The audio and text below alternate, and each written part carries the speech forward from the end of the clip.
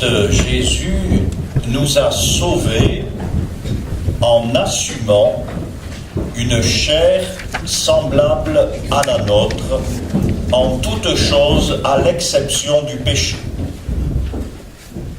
Il a assumé, il a pris une humanité marquée en profondeur par les conséquences du péché. Et cette humanité, il l'a restituée à sa splendeur première. Le péché a quelque chose de l'infarctus. L'infarctus ne touche, à proprement parler, qu'un seul organe, le cœur, mais l'influence de cet organe sur l'ensemble de l'organisme est telle que l'infarctus met la personne plutôt à mal. Bien, le péché touche la relation à Dieu, et lorsque la relation à Dieu est touchée, c'est tout l'ensemble des relations que nous entretenons qui se délite, qui est blessé, qui est tordu. C'est ce qu'on va voir en examinant quelques-unes des conséquences du péché telles que le Christ les a assumées dans sa passion. Donc si on prend le chapitre 3 de la Genèse, la première conséquence que mentionne le texte sacré, leurs yeux à tous deux s'ouvrirent et ils connurent qu'ils étaient nus. Ils cousirent des feuilles de figuier et se firent des pagnes. Alors, la nudité dont il est question ici n'a rien de dionysiaque ou de païen. Dans le monde harmonieux qui précède la chute, la nudité a un sens très positif. Adam et Ève sont nus parce qu'ils n'ont pas besoin de se protéger l'un vis-à-vis de l'autre, ni par les armes, ni par les multiples ruses de la manipulation psychologique. La confiance règne, c'est ça que ça veut dire, ils étaient nus. Mais après le péché, la nudité prend un signe négatif. Elle devient l'expression de la fragilité. Être nu, c'est être sans protection. C'est être exposé sans protection. Et face à cette pauvreté radicale dans laquelle nous laisse le péché, notre réflexe, c'est de coudre des feuilles de figuier. C'est-à-dire d'improviser des pauvres défenses de fortune. On a perdu la robe nuptiale, on a perdu la grâce, et on la remplace comme on peut. On colmate les brèches. On se cache beaucoup après le péché. On se cache dans les arbres, on se cache derrière des feuilles de figuier. Un nudiste traverse d'ailleurs le récit de la Passion. Dans la Passion selon saint Marc, il y a un jeune homme qui le suivait, qui suivait Jésus, n'ayant pour tout vêtement qu'un drap. Et on le saisit, mais lui, lâchant le drap, s'enfuit tout nu. Or les pères de l'Église, qui sont la bonté même, étaient plutôt bien disposés à l'égard de ce jeune homme.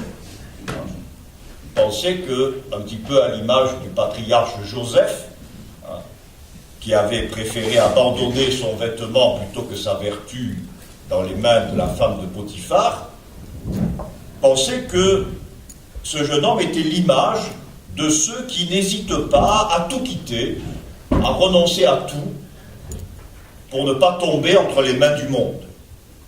C'est une lecture lecture tout à fait possible. Un exégète contemporain, une interprétation plus originale, il dit, mais ce jeune homme, en fait, c'est le symbole du Christ, qui échappe à ceux qui veulent le retenir dans le linceul. Le terme est le même. Drap, linceul, syndone. Donc c'est déjà une annonce de la résurrection. C'est qu'on va saisir le Christ, mais le Christ n'est plus dans le tombeau. Il n'est pas dans le linceul. C'est une interprétation tout à fait intéressante aussi. Mais enfin, on ne voit pas dans l'Évangile que Marc fasse l'éloge du fuyard. De sorte que il vaut mieux rapprocher cet épisode, comme le font les notes de la Bible de Jérusalem, le rapprocher d'Amos chapitre 2. Le prophète Amos menace Israël, parce qu'il est infidèle, d'un châtiment terrible. Et voilà ce qu'il nous dit. La fuite, ce jour-là, manquera à l'homme agile. Et le plus courageux d'entre les braves s'enfuira tout nu en ce jour-là, oracle du Seigneur. Et donc, il semble bien que ce fuyard représente le disciple qui abandonne le Christ, qui rompt les liens avec le Christ et qui se retrouve, comme Jésus l'avait trouvé, c'est-à-dire plongé dans sa misère, comme Adam, nu après la faute. Eh bien, cette nudité, le Christ l'a assumée. Lorsque les soldats eurent crucifié Jésus, ils prirent ses vêtements, ils en firent 4 parts, une pour chaque soldat et la tunique. Christ s'est laissé dépouiller de ses vêtements. Il a assumé la condition d'Adam. Mais, en assumant notre nudité, le Christ, par un merveilleux échange, nous a en fait revêtus d'un vêtement de noces. Le Père dit à ses serviteurs, « Vite, apportez la plus belle robe et l'en revêtez. Mettez-lui un anneau au doigt et des chaussures aux pieds. » Le Christ a perdu son vêtement pour que nous retrouvions le vêtement de justice. Le Christ nous a débarrassés de nos oripeaux, de nos feuilles de figuier. Dans l'Apocalypse, cette parole assez terrible. Tu t'imagines, me voilà riche, je me suis enrichi, je n'ai besoin de rien, mais tu ne le vois donc pas. C'est toi qui es malheureux, pitoyable, pauvre, aveugle et nu. On reconnaît notre situation. Mais alors le Christ nous revêt de lui-même. Il nous rend la robe nuptiale. Vous savez que c'est la prière que nous récitons parfois en revêtant les tôles. On demande au Seigneur de nous rendre ce vêtement de salut que nous avons perdu lors de la prévarication du premier Adam. C'est le signe du vêtement de fête que l'on revêt parce qu'on a retrouvé la vraie relation avec Dieu. Alors poursuivons. Donc Adam, après le péché, est nu, et lorsque Dieu s'approche, vient vers lui, l'appelle, Adam a peur, et il se cache. Il a perdu le sens de la proximité de Dieu. Et en effet, Dieu lui apparaît désormais comme le tyran jaloux que décrivait le serpent. Le serpent fait croire à nos premiers parents que c'est par jalousie, par méchanceté que Dieu leur interdit l'accès à l'arbre de vie, à l'arbre de la connaissance du bien et du mal.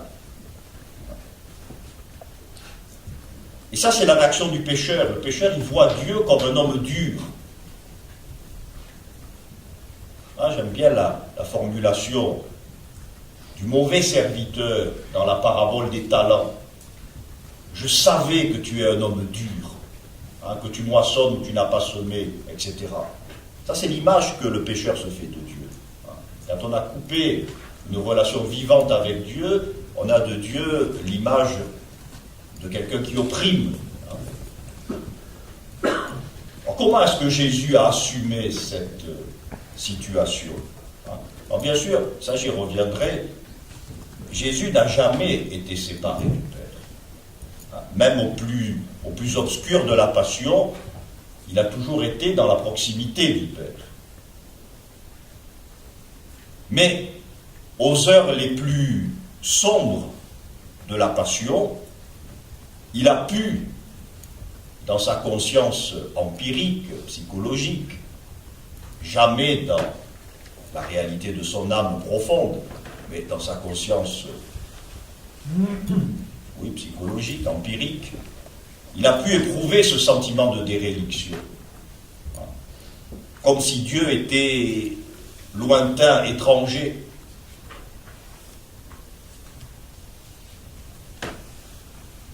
Dans la logique de cette fuite loin de Dieu, Adam a aussi été exilé. Il a quitté le jardin. Il n'est plus dans la proximité de Dieu. Il est chassé du jardin. Eh bien, de la même manière, Jésus, en sa passion, a été traîné hors de la ville. Les évangiles y insistent, l'épître aux Hébreux, c'est hors de la ville que Jésus a été crucifié. Déjà, quand on y pense, c'était dehors, dans la campagne, que Caïn avait attiré son frère pour le mettre à mort.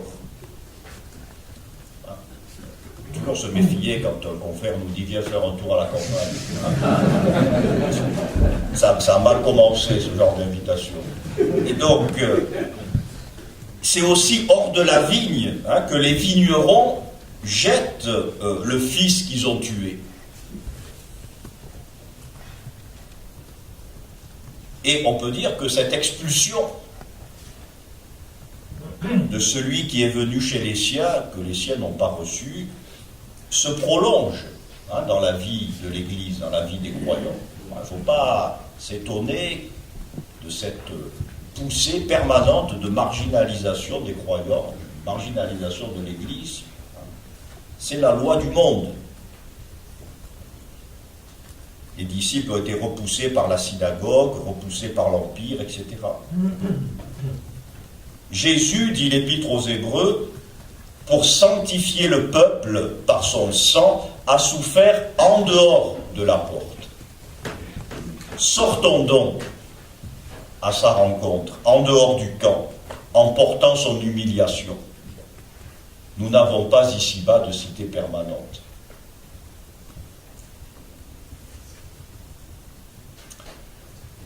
Toujours après le péché, Adam, qui pourtant avait été établi roi de la création,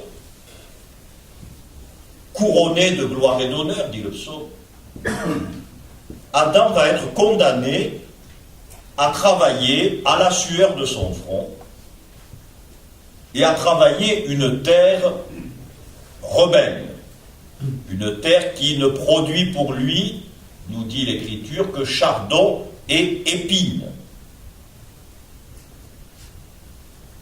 En sa passion, Jésus va suer une suée de sang.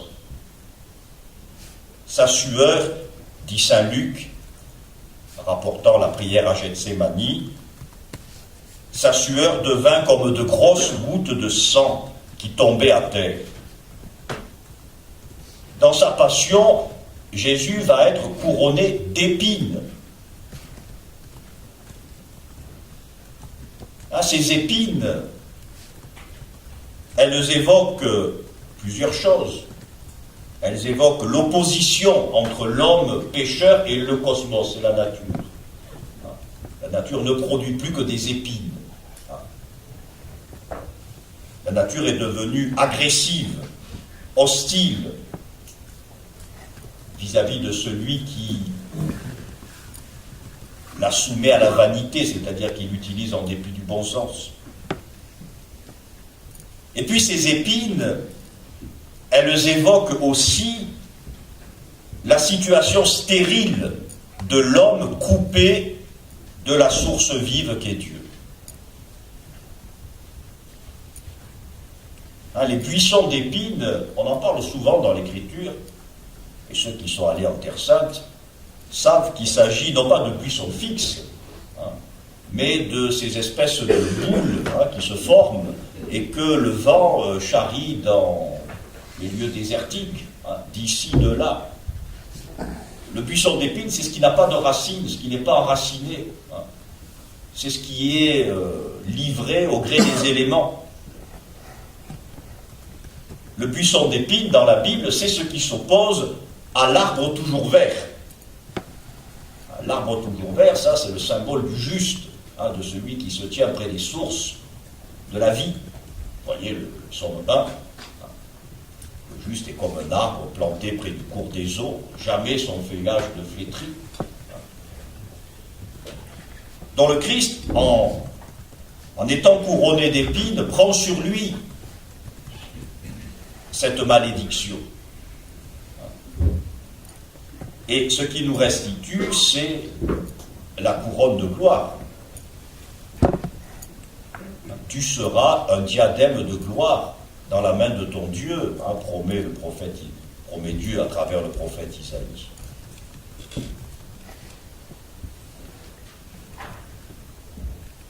Après le péché, toujours, la solidarité entre l'homme et la femme est brisée. Et dans la dernière méditation, je reviendrai sur l'étonnante présence de la femme au pied de l'arbre de la croix, où est restaurée la pleine collaboration entre l'homme et la femme, entre le Christ et sa mère. Je n'en parle pas pour l'instant. Donc après le péché, la solidarité de l'homme et de la femme est brisée, et cette rupture se répercute aussi sur les relations entre frères. Caïn et Abel, c'est la prolongation du péché originel. Et désormais, l'homme est devenu un loup pour l'homme. Cette méchanceté bête, elle va, si je puis dire, se déployer à fond dans la passion. Dans les outrages, dans les humiliations que les adversaires, que les bourreaux font subir à Jésus. Le mystère du Christ aux outrages, que ce soit devant le Sanhédrin ou que ce soit lorsqu'il est livré à la cohorte, ce mystère met un contraste tout à fait saisissant entre, d'un côté, un déchaînement aveugle du mal, de bêtise, de méchanceté, mesquinerie, et la douceur de Jésus, une douceur déterminée, la douceur étant le contraire même de l'agressivité. Jésus, en sa passion, nous apparaît par excellence comme l'homme des béatitudes. Heureux les doux, car ils posséderont la terre. Alors les artistes, les peintres, ont excellé à mettre en scène ce contraste.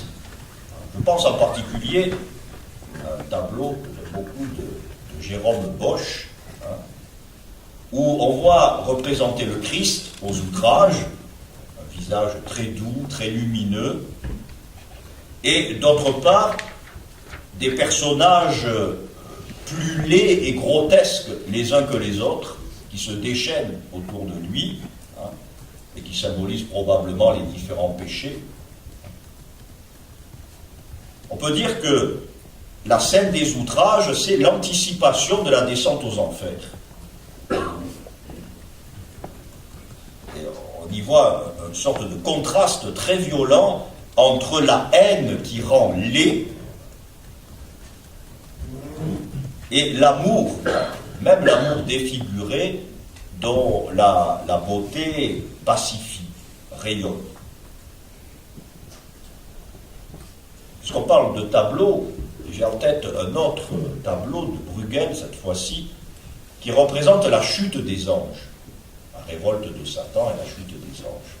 Et il a eu cette idée géniale, pas lui qui l'a eu, c'était peut-être déjà un procédé, que plus les anges rebelles s'éloignent de Dieu, plus ils prennent une forme animale, plus ils deviennent laids.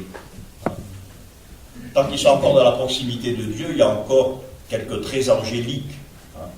Mais plus on s'éloigne, plus on va vers l'animalité, vers la bestialité. Et c'est pas pour rien que dans les psaumes, les persécuteurs du juste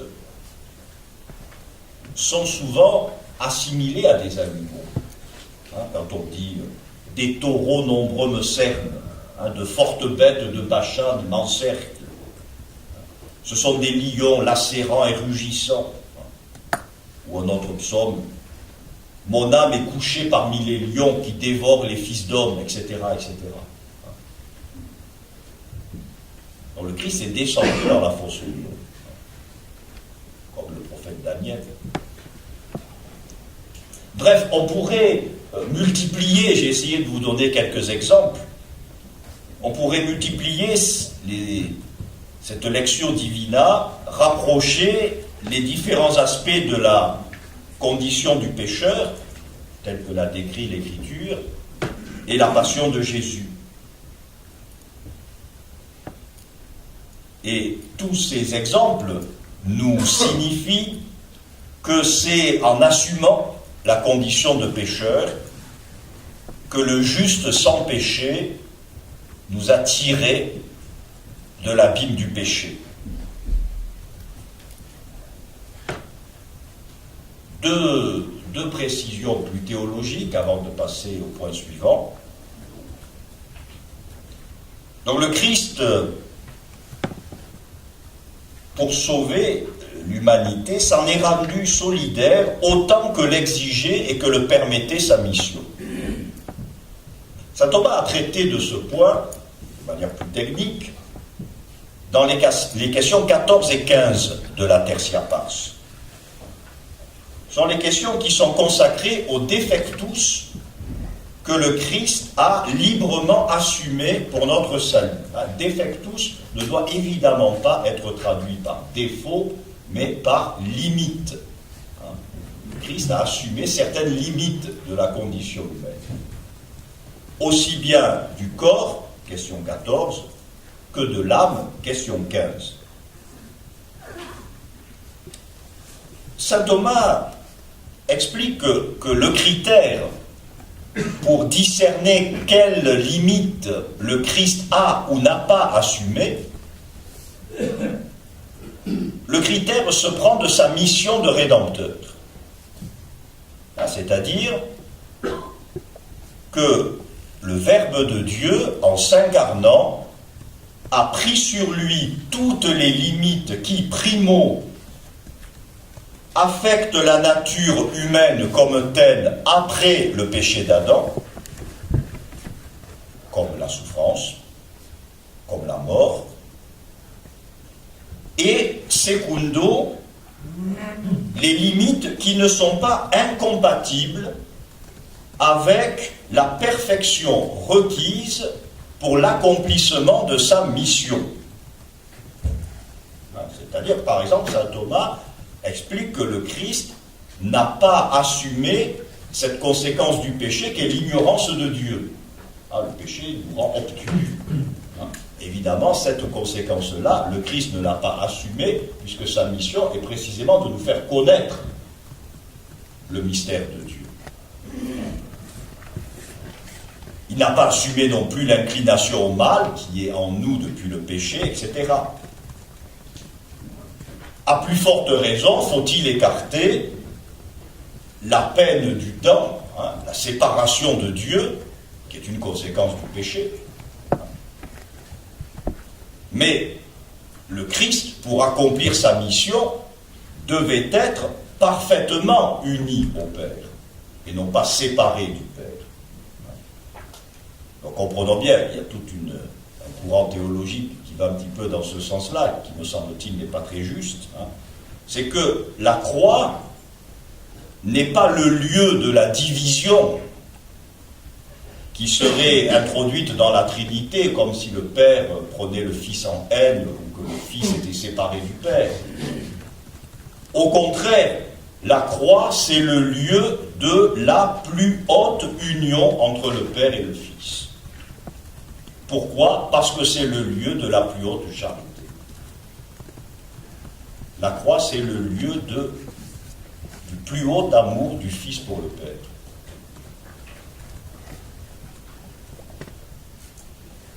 Alors, parmi les conséquences du péché que le Christ a assumées, il y a la passibilité, hein, c'est-à-dire le fait d'être exposé à la souffrance, que ce soit la souffrance physique ou la souffrance morale, la tristesse, etc. Donc il a assumé la passibilité ainsi que la mort, qui est la passivité suprême. Alors vous allez me dire, c'est l'objection qu'on entend souvent, enfin tout ça, c'est naturel.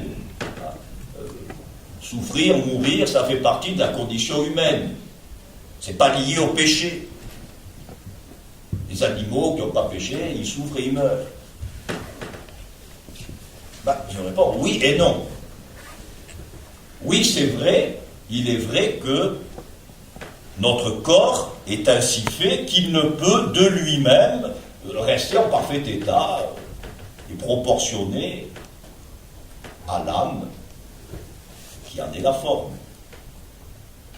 En ce sens, oui, la mort est naturelle. Tout corps est appelé à se décomposer. Ça. C'est inscrit dans les lois de la physique. Mais en même temps, il faut dire non, ça n'est pas vrai que ce soit naturel.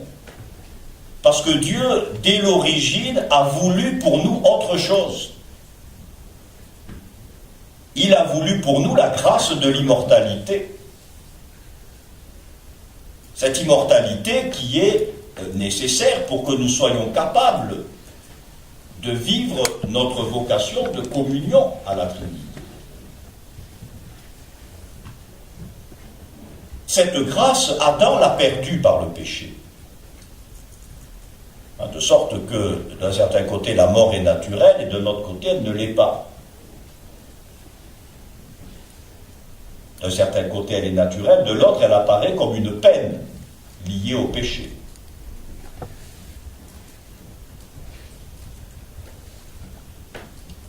Cette passibilité, ce fait d'être exposé à la souffrance, je dis bien, et je termine ce point en précisant cet aspect des choses, je dis que Jésus l'a assumé. Assumer, ça veut dire il ne l'a pas subi malgré lui. C'est le texte de saint Thomas que vous avez dans les feuilles qui vous ont été distribuées, le texte du Compendium, chapitre 226, où saint Thomas explique bien ces misères, si elles nous sont communes avec le Christ, alors ces misères, ce sont les conséquences du péché, la souffrance, la mort, etc. Ces misères, si elles nous sont communes avec le Christ, elles ne le sont pas au même titre. En effet, ces misères sont la peine du premier péché. Parce que, donc, par une origine viciée, nous avons contracté la faute originelle. En conséquence, nous disons l'avoir contractée. Mais le Christ, en son origine, n'avait contracté aucune tâche du péché. D'où il n'est pas dit avoir contracté ces misères, mais plutôt les avoir assumées. On contracte une maladie quand on n'y est pour rien. Quand Tandis que le Christ, lui, l'a assumé librement. Il n'était pas, si je puis dire, tenu, étant pur de tout péché, à commencer par le péché originel, il n'était pas tenu d'être livré à ces forces de la souffrance et de la mort. C'est volontairement qu'il les a acceptés, poursuit saint Thomas. Contracter, en effet, veut dire qu'on tire nécessairement avec un autre. Or, le Christ pouvait assumer la nature humaine sans ses misères, tout comme il l'a assumé sans la laideur de la faute. Vous voyez, il y a un texte, je n'ai pas pris la référence, mais il est tout à fait intéressant, où saint Thomas demande « Est-ce que la transfiguration, c'est un miracle ?» Et il répond « Non. » Parce que la transfiguration, c'est l'état normal de Jésus. Le miracle, c'est que Jésus ait retenu le rejaillissement de sa gloire pour pouvoir s'exposer à la souffrance et à la mort. C'est ça le miracle. L'état normal, c'est la transfiguration, c'est l'état ressuscité d'une certaine manière. Et donc, c'est en vertu de son abaissement que Jésus, bien qu'il soit homme parfait, bien qu'il vive pleinement de la vie de Dieu, Jésus a choisi de partager les misères des pécheurs. C'est librement qu'il a accepté d'être solidaire de nos misères. Voyez le texte suivant, je ne vais pas le lire, dans la somme de théologie, tertiaire pars, question 14. Saint Thomas explique bien que c'est en vue de la rédemption que Jésus a accepté, en s'incarnant, de prendre une nature exposée à la souffrance.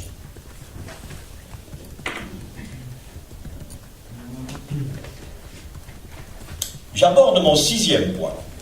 Alors là, c'est un peu les passages un peu plus théologiques, un peu plus s'accrocher.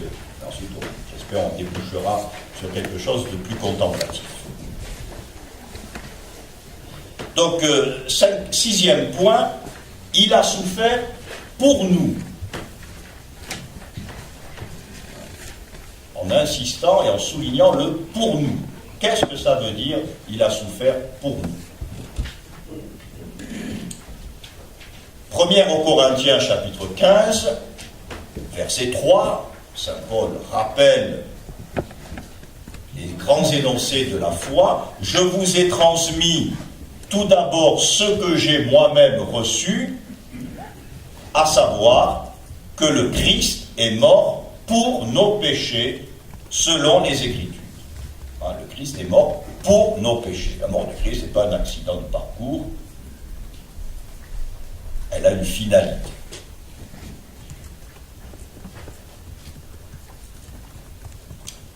Le Christ, le Verbe en s'incarnant, s'est fait notre frère.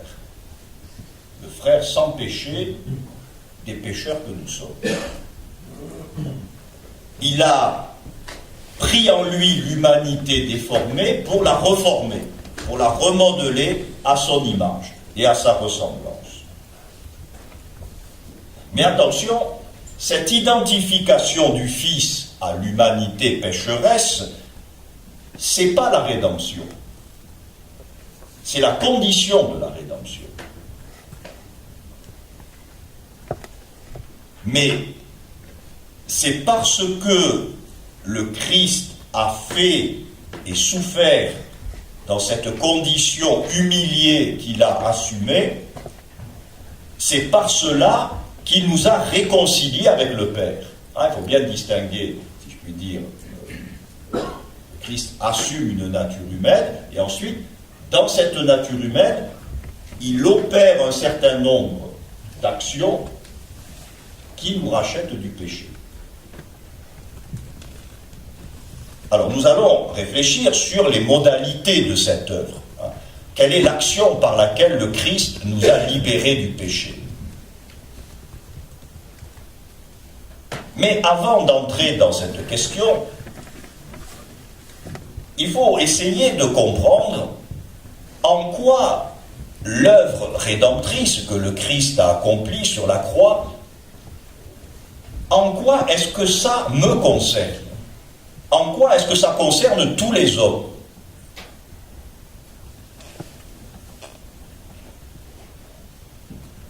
Voilà un problème, un mystère même, qui n'est pas mince.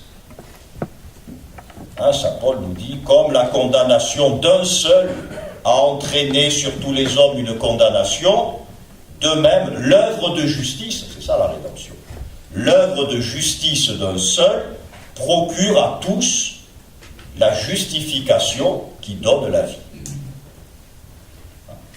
D'ailleurs, Saint Paul suggère bien qu'il y a un petit peu quelque chose d'analogue, mais en sens inverse, entre la question de la transmission du péché originel et la question de la transmission de la grâce que le Christ a acquise par la rédemption.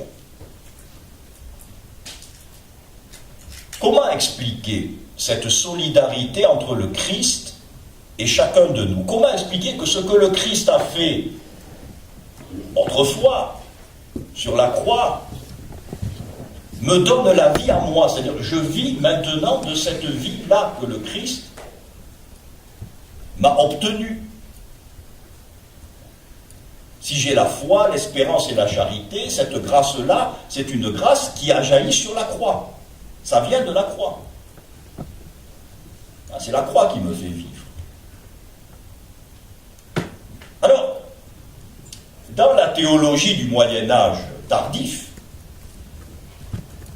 certains ont proposé une explication purement juridique de cette solidarité entre le Christ et chaque personne humaine. On peut dire que cette façon de voir a des conséquences néfastes, incalculables pour la vie spirituelle. Ça a perverti tout un aspect de la spiritualité occidentale. En effet, pour le nominalisme, car c'est de lui dont il s'agit, il n'existe que des individus. C'est le propre du nominalisme. Et entre ces individus, le seul lien concevable, le seul lien qui puisse exister, c'est un lien tout juridique, celui que crée le contrat. Donc, toutes les relations sociales sont régies par des contrats, à commencer par la vie sociale elle-même, la théorie du contrat social. Et donc, on a imaginé que, il y avait eu une sorte de contrat tacite, entre Dieu et l'humanité, si bien que tout ce qui se passe en Adam, on considère que c'est valable pour l'humanité, tout ce qui se passe dans le Christ, en vertu d'un contrat, c'est valable pour tous les hommes. C'est ce qu'on appelle la théorie du contrat.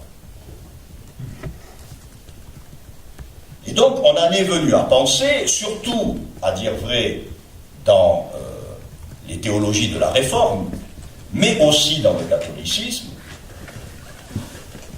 que par une pure décision de Dieu, Jésus-Christ avait souffert à la place des pécheurs.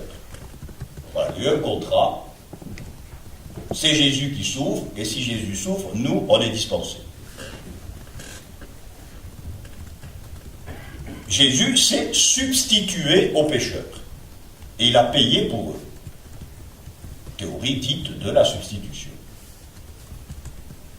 Alors, comme on m'a expliqué que dans la communauté Saint-Martin, après la somme de théologie, il n'y avait pas de référence plus fondamentale que les œuvres de Goscinny et Uderzo, et les tontons flingueurs, j'ai pris un exemple à votre portée.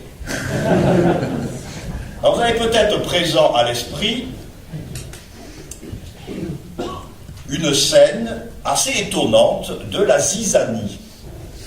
Vous savez, le petit homme vert. La zizanie, par Uderzo et Goscinny, page 47. Vous pouvez vérifier. Donc on a le cher H. Canonix, le vieillard, qui vient, pour des raisons sur lesquelles je passe, d'abattre sa massue sur le pied de son voisin, à savoir le forgeron. C'est automatique.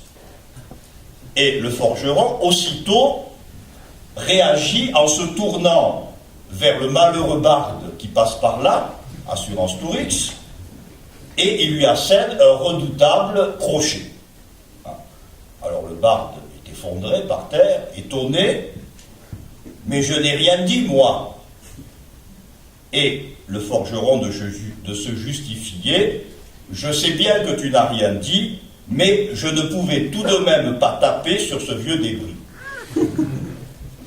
Ça, c'est une illustration parfaite de la théorie de la substitution. Ou encore théorie dite du bouc émissaire. Donc, alors pour la prédication, c'est simple. On ne se fait pas de nœuds. Les évangélistes excellent dans ce type de prédication. C'est-à-dire, Jésus se serait identifié aux pécheurs que nous étions et il aurait subi à notre place. D'où le terme de substitution. Il aurait subi les châtiments que nous aurions dû subir à cause de nos fautes. Il a pris pour les autres. Le résultat, c'est que maintenant, nous sommes quittes envers Dieu. Or, cette solution a le mérite de la simplicité. Mais à bien y réfléchir, elle présente un certain nombre d'inconvénients majeurs. Au moins 3.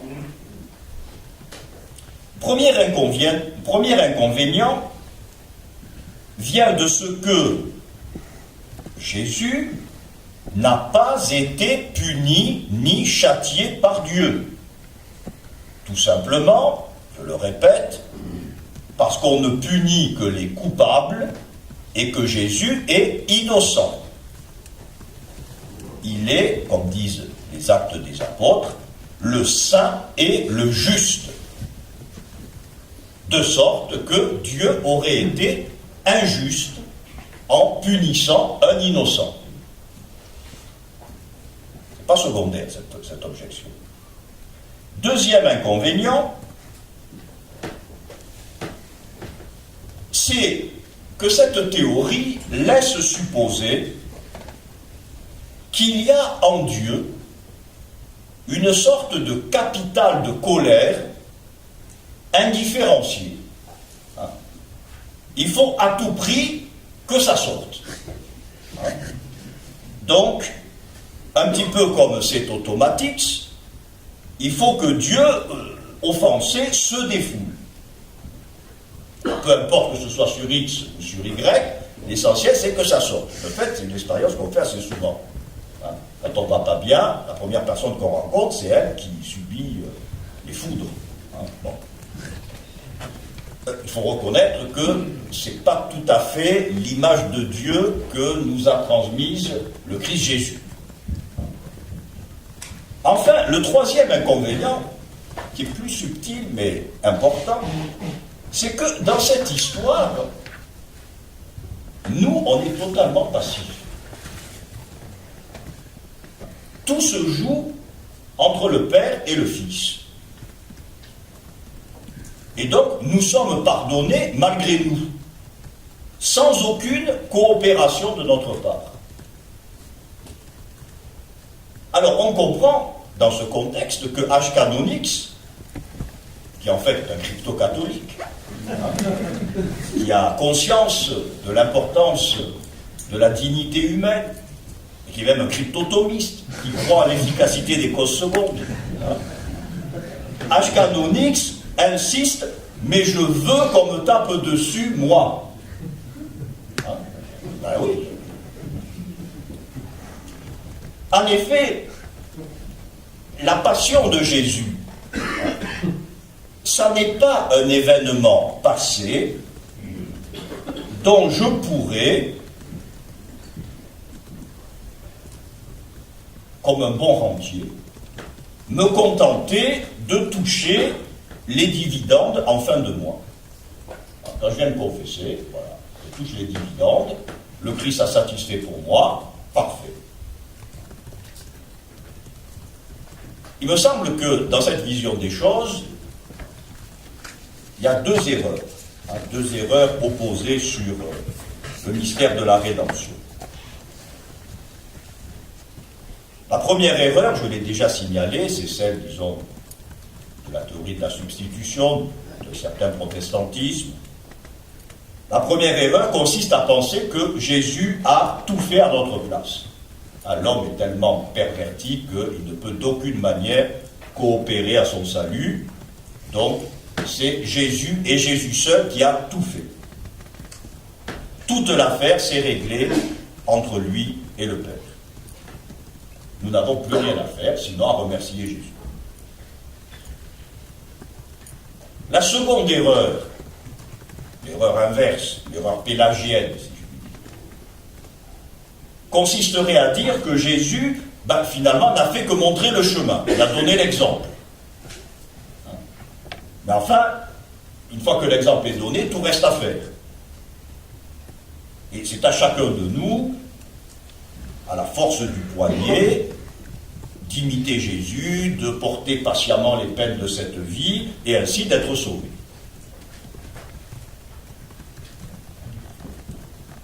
L'erreur tragique des pélagiens, c'est de méconnaître la primauté absolue du don de Dieu, c'est-à-dire de la grâce.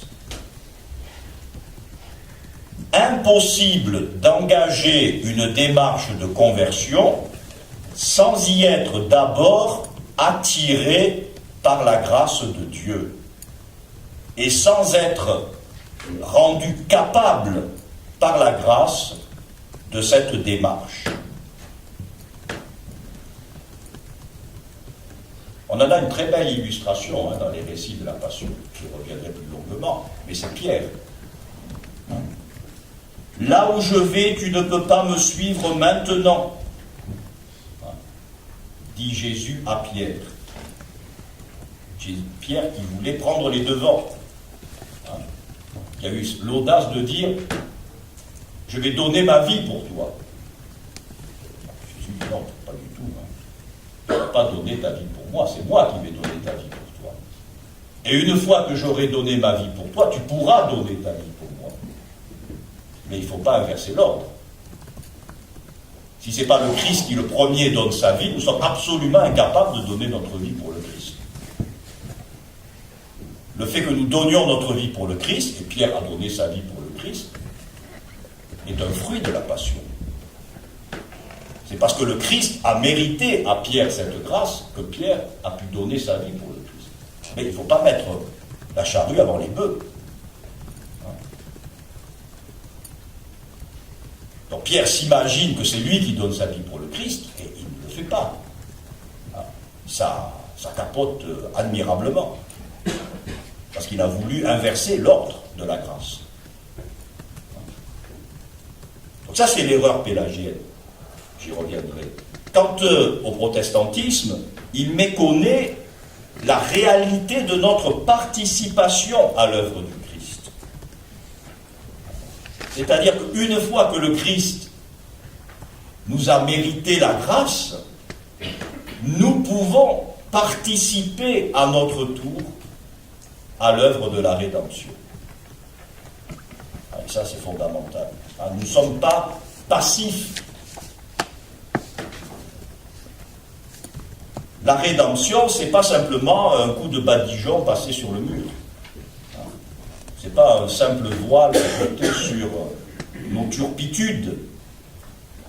Mais la rédemption, la grâce de la rédemption, nous transforme.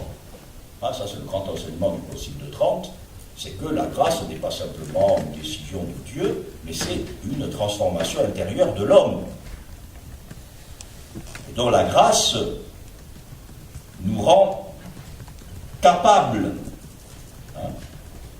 de coopérer avec le Christ à notre salut et au salut de nos frères.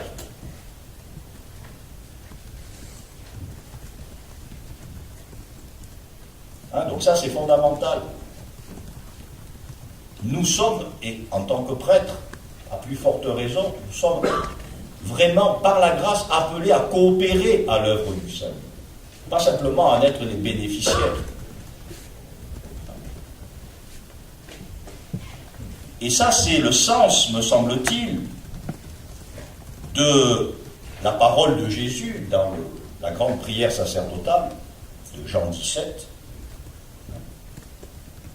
Pour eux, je me consacre moi-même, c'est-à-dire j'offre ma propre personne en sacrifice. Pour eux, je me consacre moi-même afin qu'ils soient eux aussi consacrés dans la vérité, c'est-à-dire afin qu'ils soient rendus capables de faire de leur propre vie une offrande à la suite et à l'intérieur de la mienne. Donc il fallait que le Christ, par l'offrande de sa vie, mérite pour nous le don de l'Esprit Saint. Il fallait que par la passion, un feu soit jeté sur terre, le feu de l'Esprit Saint, pour que les croyants puissent, embrasés par ce feu de l'Esprit, mais le feu de l'Esprit, il tombe de la croix. En Saint Jean, c'est très clair. La Pentecôte, c'est la croix. Saint Jean. Donc il fallait que le feu de l'Esprit embrase les croyants pour qu'ils puissent offrir leur personne en hostie vivante, sainte, agréable à Dieu. Donc Jésus, c'est le chef qui a ouvert le chemin. Et il était le seul à pouvoir l'ouvrir. Si Jésus n'avait pas pris la tête, jamais le salut du monde n'aurait pu s'accomplir. Mais si Jésus a ouvert le chemin, c'est pour que nous puissions, à notre tour, nous y engager à sa suite.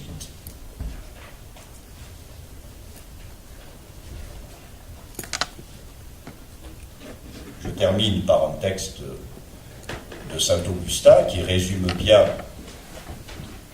combien la passion du Christ d'elle-même appelle notre coopération. C'est le texte de son homélie pour la fête de Saint-Laurent, qui est dans l'office des lectures. Et nous, mes frères, si nous aimons vraiment, nous devons imiter. Car nous ne pourrons pas produire un meilleur fruit de notre amour qu'en nous montrant, nous aussi, des imitateurs.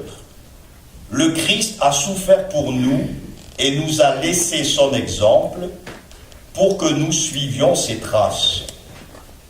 Par cette phrase, il semble que pour l'apôtre Pierre, le Christ a souffert seulement pour ceux qui suivent ses traces, que la passion du Christ ne sert à rien, sinon à ceux qui suivent ses traces. Notre secours est dans le nom du Seigneur. Il a fait le ciel et la terre.